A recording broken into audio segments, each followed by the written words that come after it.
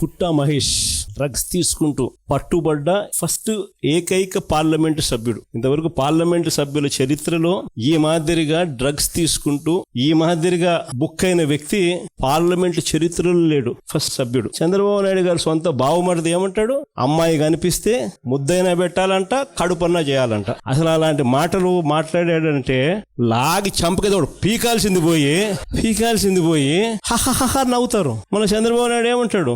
ఆయన మనస్తత్వం ఆయన ఏమంటాడు? యాక్షన్ తీసుకోవాల్సిన చోట నేను చిన్నప్పుడు ఇంతకన్నా బాగా చేసినాను. అసలు ఇక్కడ నుంచి మొదలవుతోంది. ఆదినారాయణ రెడ్డి కొడుకు ఇదే డ్రగ్స్ తీసుకుంటూ తాను కూడా హైదరాబాద్ లో పట్టుబడితే ఏం జరిగింది? No action. మంచి చేయాలన్న మైండ్ సెట్ ఉన్నోడు ఎవడు కూడా స్కూళ్ళల్లో గవర్నమెంట్ బడుల్లో ఇంగ్లీష్ మీడియం తీసేయడు. మంచి మైండ్ సెట్ ఎవడన్నా ఉన్నోడు ఎవడు కూడా 8వ తరగతి పిల్లలకు ట్యాబులు ఇచ్చే కార్యక్రమం ఆపేయడు. మంచి మైండ్ సెట్ ఉన్నోడు ఎవడైనా కూడా నాడు నేడు పనులు ఆపేయడు. మంచి మైండ్ సెట్ ఉన్నోడు ఎవడైనా కూడా పిల్లలకు 3వ తరగతి నుంచి టోఫుల్ చెప్పే కార్యక్రమానికి ఎవడు ఆపేయడు. 3వ తరగతి నుంచి సబ్జెక్ట్ టీచర్లు పెట్టి పిల్లలకు మంచిగా చదివించాలి, గొప్పగా చదివించాలన్న ఆలోచనను తీసేయడు. మైండ్ సెట్ సరిగ్గా లేదు కాబట్టి ఇవన్నీ కూడా ఆగిపోయాయి. వీళ్ళ మైండ్ సెట్ సరిగ్గా లేదు కాబట్టి రైతులకు ఈ రోజు ఏ ఒక్కరికి కూడా గిట్టుబాటు ధరలు రాని పరిస్థితి. ఇలా మైండ్ సెట్ సరిగ్గా లేదు కాబట్టి ఈ రోజు రైతులకు ఉచిత పంటల బీమా లేకపోయినా కూడా కనీసం ఇవ్వకుండా ఎగరగొడుతూ పట్టించుకోకుండా వదిలేసిన పరిస్థితి. రైతులకు పెట్టుబడి సహాయం అందడం లేదు, ఏ పంటకు గిట్టుబాటు ధరలు రావడం లేదు, ఉచిత పంటల బీమా ఎగరగొట్టేశాడు,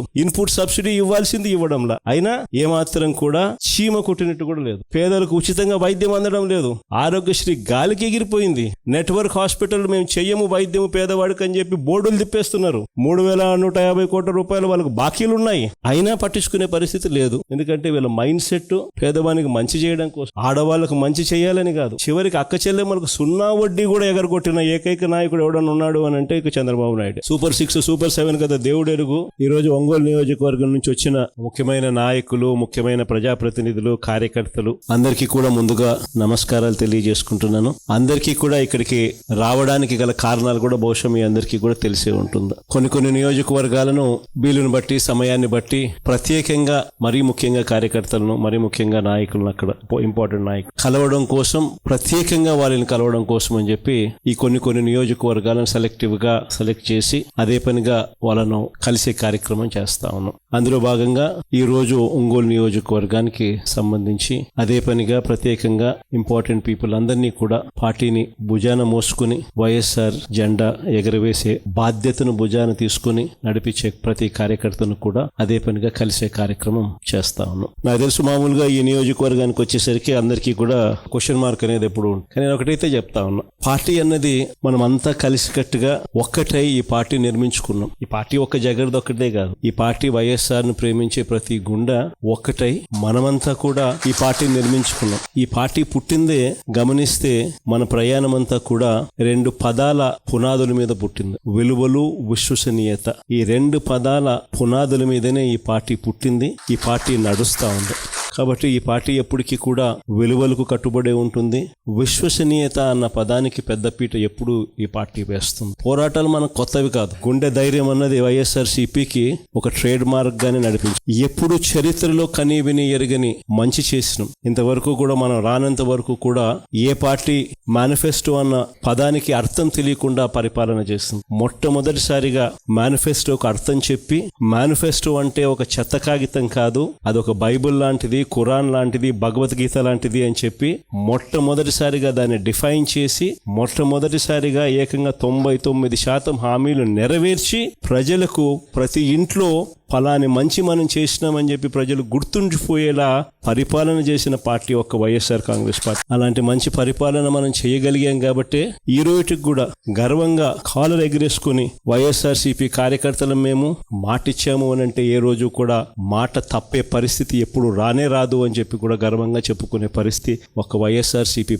పార్టీకి మాత్రమే ఉందని కూడా ఆ మాట చెప్పి ప్రజల దగ్గరికి వెళ్ళి చిక్కటి చిరునవ్వుల మధ్య మనం చేసిన మంచి ఉంది కాబట్టి వాళ్ళతో పాటు కలిసి మనం ప్రయాణం చేయగలుగుతాం. ప్రతి కార్యకర్తకు తోడుగా ఉంటూనే ప్రజలకు అండగా, వారి అవసరాలకు తోడుగా, వారి అవసరాలలో ప్రజల తరపున పోరాటం చేసే బాధ్యతలు కార్యకర్తలు అందరి మీద భుజాలు వేసినప్పుడు అందరూ కలిసికట్టుగా రవి అయితే బాగుంటుంది అని చెప్పి అందరం కలిసికట్టుగా నిర్ణయం తీసుకున్న తర్వాత రవి ఆ దిశగా అడుగులు వేయడం మొదలుపెట్టాడు. ఆ దిశగా ప్రయాణం చేయడం కూడా మొదలుపెట్టాడు. ఈ రోజుకి దాదాపుగా 1.5 సంవత్సరం అయిపోయింది. మంచి నాయకుడిగా, కార్యకర్తలకు బాగా దగ్గరగా ఉన్న వ్యక్తిగా, ప్రజల తరపున ఎప్పుడు ఏ అవసరం వచ్చినా కూడా పార్టీ పిలుపు మేరకు ప్రజల తరపున స్పందించే మంచి మనిషిగా మంచి పేరు తెచ్చుకుంటూ అడుగులు రవి వేస్తా ఉన్నాడు. రవికి సంపూర్ణంగా నా మద్దతు ఎప్పుడూ ఉంటుందని కూడా ఈ సందర్భంగా చెప్తాను. ఇక రాష్ట్రంలో జరుగుతా ఉన్న పాలన గురించి బహుశా నాకన్నా కూడా మీరే బాగా చక్కగా చెప్పగలుగుతారు. ఎందుకంటే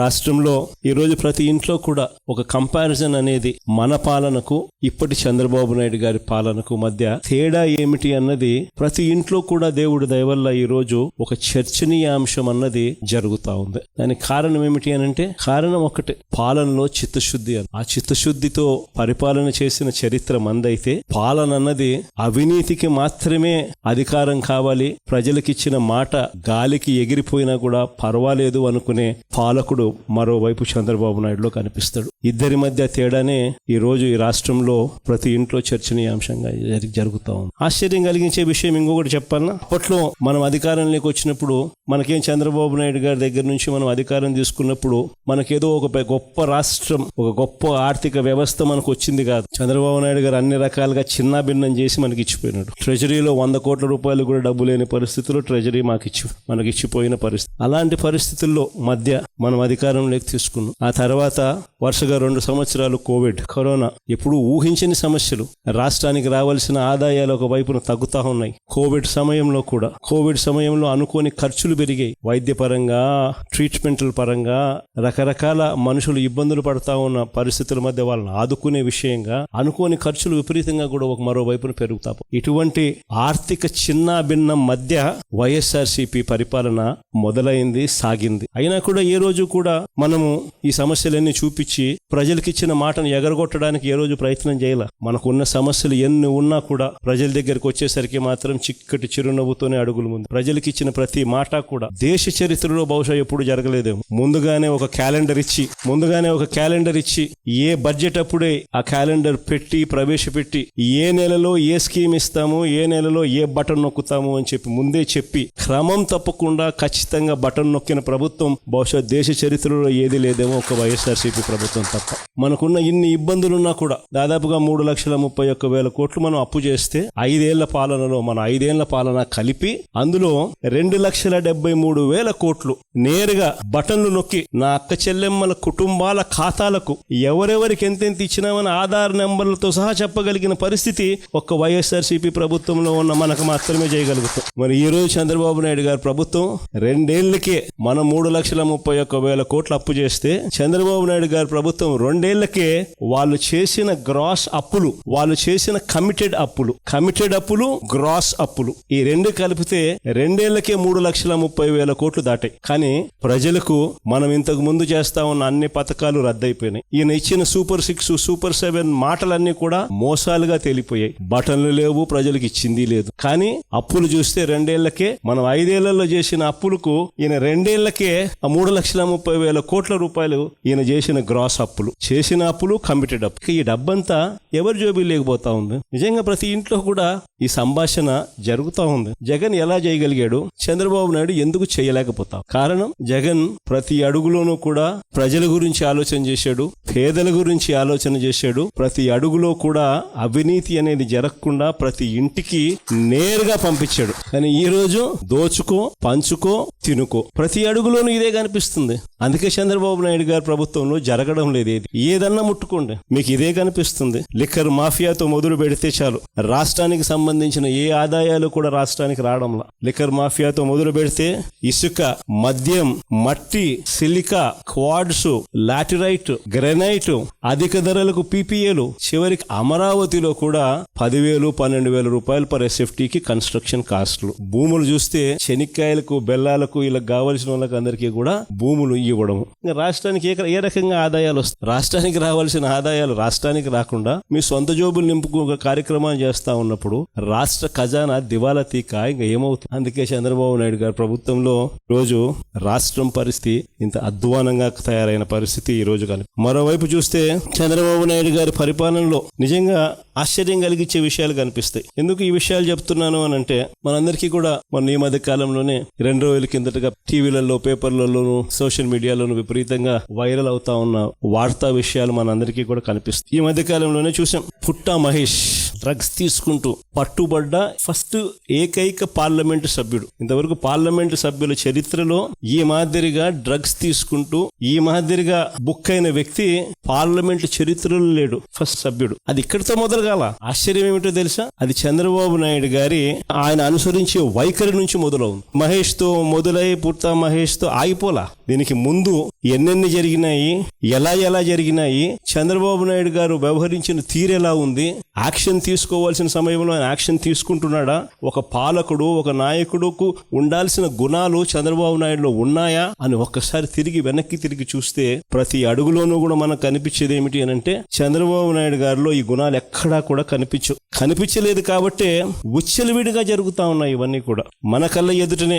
రైల్వే కోడూరు ఎమ్మెల్యే ఆరవ శ్రీధర్ అత్యాచారం చేశారని, ఆపై మోసం చేశారని బాధితురాలు నేరుగా స్వయంగా చంద్రబాబు నాయుడు గారికి ఫిర్యాదు చేస్తే ఈయన ఏం చేశాడు? కమిటీ అంట, నో యాక్షన్. ఆయన పార్టీకి చెందిన మరో ఎమ్మెల్యే, సత్యవీడు ఎమ్మెల్యే కోనేటి ఆదిమూలం, ఒక మహిళ మీద దారుణమైన లైంగిక దాడికి పాల్పడితే ఈయనేం చేశాడు? పంచాయతీ చేసి నో యాక్షన్. కేజీబీవీ మహిళా ప్రిన్సిపల్ మీద వేధింపులకు పాల్పడ్డ ఆముదాల వలస టీడీపీ ఎమ్మెల్యే కూనా రవికుమార్ మీద ఏం యాక్షన్ తీసుకున్నాడు? No action. మహిళలకు అశ్లీలంగా వీడియో కాల్స్ చేసిన గుంటూరు ఈస్ట్ ఎమ్మెల్యే నజీర్ అహ్మద్ మీద ఏం యాక్షన్ తీసుకున్నాడు? ఆ వీడియోలు వైరల్ అవుతా ఉన్నాయి, కంటికి కనపడతా ఉన్నాయి. ఎమ్మెల్యే చేస్తా ఉన్నాడు, ముఖ్యమంత్రిగా నువ్వు ఉండవు, నీ పార్టీకి చెందిన నీ ఎమ్మెల్యే ఈ మాదిరిగా చేస్తా ఉన్నాడు, నువ్వేం చేస్తా ఉన్నాడు? No action. మహిళా ఉద్యోగి మీద లైంగిక వేధింపులకు పాల్పడ్డ మంత్రి సంధ్యారాణి పిఏ మీద, ఎమ్మెల్యేల కథ దేవుడు వరకు పిఏల మీద కూడా యాక్షన్ తీసుకోలేక. ఇంకా మీ అందరికీ కూడా తెలిసిందే, ప్రస్తుత టీటీడీ చైర్మన్ గారు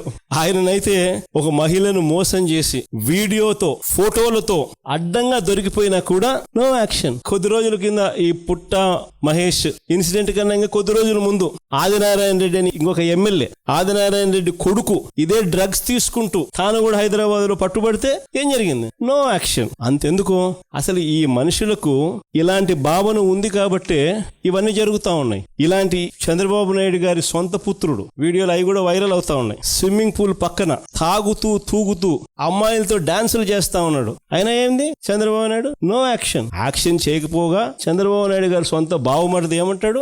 అమ్మాయి కనిపిస్తే ముద్దైనా పెట్టాలంట, కడుపన్నా చేయాలంట. అసలు అలాంటి మాటలు మాట్లాడాడంటే లాగి చంపకదోడు పీకాల్సింది పోయి హహహ నవ్వుతారు. మన చంద్రబాబు నాయుడు ఏమంటాడు? ఆయన కూడా ఆయన మనస్తత్వం ఆయన ఏమంటాడు? యాక్షన్ తీసుకోవాల్సిన చోట నేను చిన్నప్పుడు ఇంతకన్నా బాగా చేసినాను. అసలు ఇక్కడ నుంచి మొదలవుతోంది. వీళ్ళకి ఎందుకు ఈ మాదిరిగా జరుగుతా ఉంది పరిపాలన, ఎందుకు ఈ మాదిరిగా సాగుతా ఉంది పరిపాలన, ఎందుకు అక్క చెల్లెమ్మలకు భద్రత లేని పరిస్థితి రాష్ట్రంలో ఉంది, ఎందుకు విచ్చలవిడిగా డ్రగ్స్ దగ్గర నుంచి లిక్కర్ మాఫియా వరకు ఈ రకంగా ఎందుకు రాష్ట్రం అంతా కూడా అతలాకుతలం అవుతా ఉందంటే కారణం మైండ్ సెట్. వీళ్ళ మైండ్ సెట్లు ప్రజలకు మంచి చేయాలని కాదు, మంచి చేయాలన్న మైండ్ సెట్ ఉన్నోడు ఎవడు కూడా స్కూళ్ళల్లో గవర్నమెంట్ బడుల్లో ఇంగ్లీష్ మీడియం తీసేయడు. మంచి మైండ్ సెట్ ఎవడన్నా ఉన్నోడు ఎవడు కూడా 8వ తరగతి పిల్లలకు ట్యాబులు ఇచ్చే కార్యక్రమం ఆపేయడు. మంచి మైండ్ సెట్ ఉన్నోడు ఎవడైనా కూడా నాడు నేడు పనులు ఆపేయడు. మంచి మైండ్ సెట్ ఉన్నోడు ఎవడైనా కూడా పిల్లలకు 3వ తరగతి నుంచి టోఫుల్ చెప్పే కార్యక్రమానికి ఎవడు ఆపేయడు. 3వ తరగతి నుంచి సబ్జెక్ట్ టీచర్లు పెట్టి పిల్లలకు మంచిగా చదివించాలి, గొప్పగా చదివించాలన్న ఆలోచన తీసేయడు.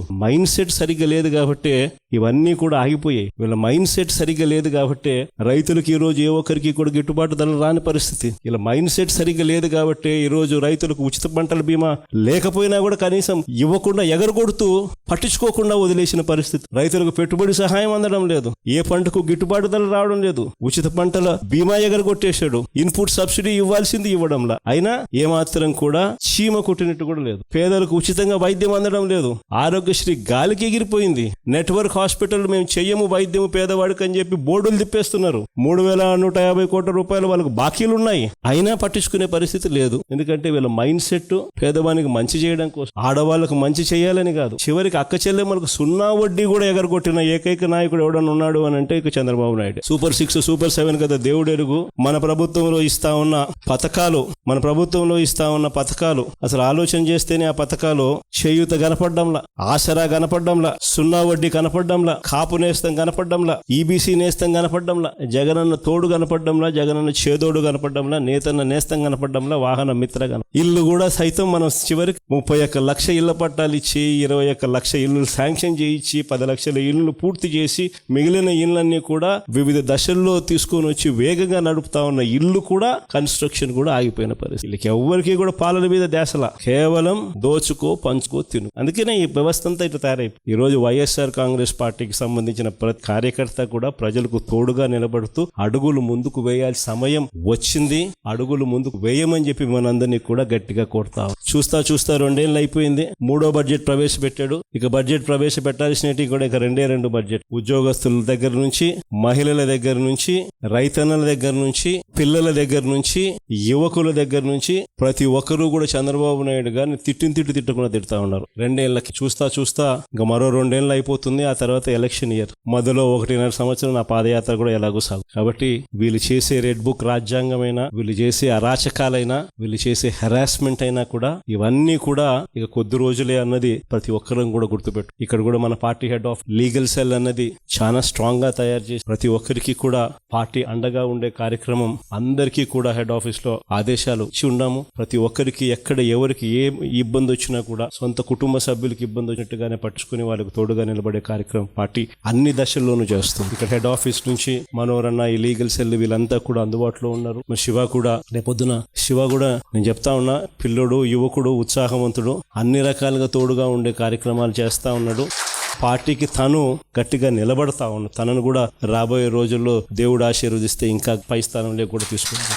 అందరూ కూడా తోడుగా ఉంటారు. జిల్లాలో శివ దగ్గర నుంచి నియోజకవర్గంలో రవి వరకు ప్రతి ఒక్కరూ కూడా మీకు అండగా ఉండే కార్యక్రమాలు ఉంటాం. ప్రతి ఒక్కరూ కూడా కథన రంగంలో సవ్యసాచుల మాదిరి గట్టిగా పోరాడండి. నెక్స్ట్ జగన్ 2.0లో అందరికన్నా పెద్ద పీట వేసేది కార్యకర్తలకి అని మాత్రం మరొకసారి చెప్తాను. జగన్ 2.0లో మీ ద్వారానే ప్రతి మంచి కూడా ప్రజలకు జరిగిస్తాను. ప్రతి కార్యకర్తకు మంచి రోజులు వచ్చే కార్యక్రమం చేసి చూపిస్తానని కూడా చెప్తా ఉన్నా.